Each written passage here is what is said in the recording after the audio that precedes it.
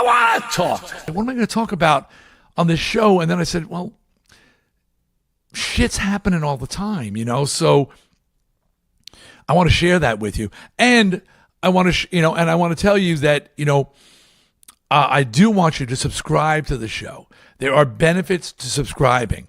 And one of the things I'm trying to provide to subscribers is extras, particularly visual video extras. I do a lot of things. Like I mentioned, the aforementioned, convention I was at and the live shows I was at. And,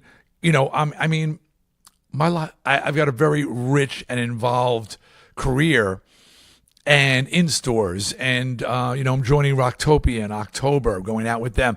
So I'm going to be filming a lot of this stuff or having people film stuff and giving it to Gas Media so that it can be put up as extras for my subscribers. So I know you guys obviously, the stand and the camera speaks to this. You like video extras. With me, there's going to be a lot of extra stuff, behind the scenes stuff that nobody's going to have except you.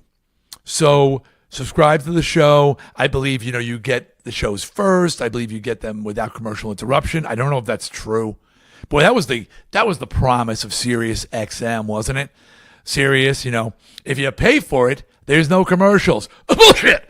Boy, how did you guys fall for that?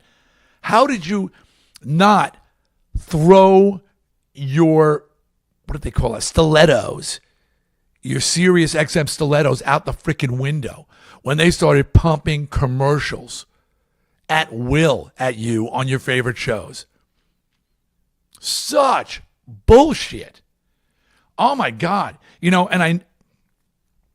a couple of things about Sirius XM and satellite radio. A, the concept was dead on arrival.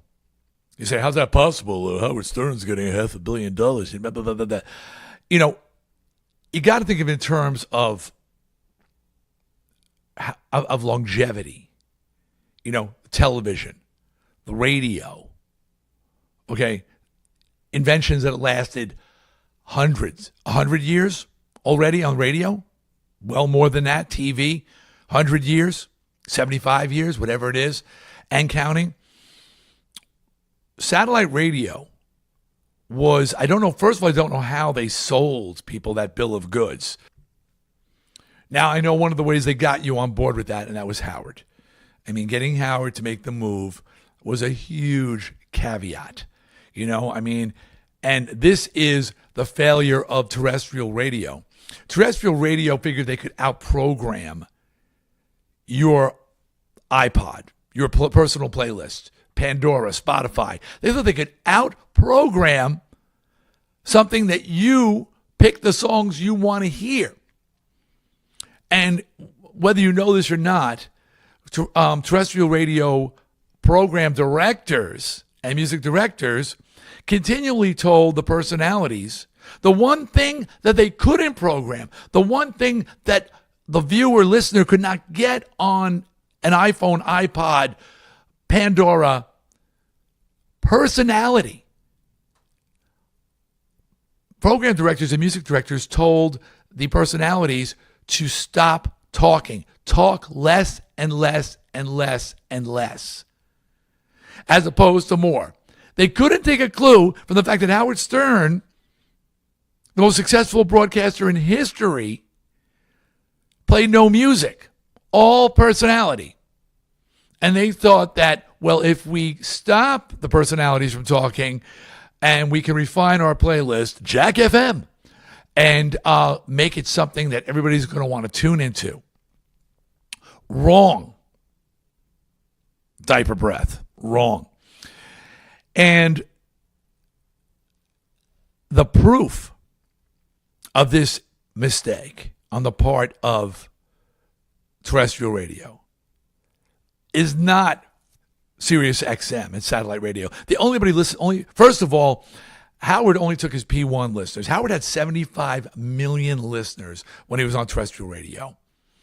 He took 10% with him, 20%, You took what's called a P1. A P1 listener is a listener that listened for 4 or 5 hours a day, the diehard fans.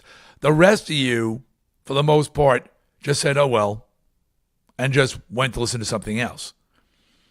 Listen to your CD player in your car, listen to your, Howard's been on the air for a while now, but it went from being your iPod to your iPhone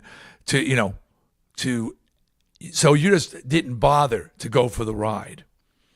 Young listeners stayed with their iPods, iPhones.